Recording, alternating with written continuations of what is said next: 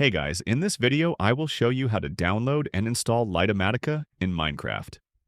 Alright, let's begin. Litematica is a fantastic mod for building projects or copying structures with schematics. First, you need to install Fabric, the mod loader. Go to fabric.mc.net, click Download, and select the universal jar. Save it to your PC, usually in your Downloads folder. Next, download the Litematica mod from CurseForge. Search for Litematica and make sure the version matches 121.10. You also need Malalib, a required library, and Fabric API, also for the same version. Download all three files to your PC. Make sure Java is installed to run the installer. Open the jar with Java, select Minecraft version 121.10, and click Install. Now open your Minecraft installation folder by selecting your Fabric profile in the launcher and clicking the folder icon.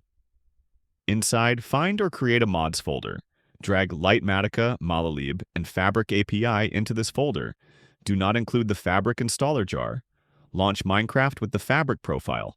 Once in-game, press M to open the Litematica menu, and you're ready to use schematics. So that's basically how you can download and install Litematica in Minecraft. That's it for this video. Thanks.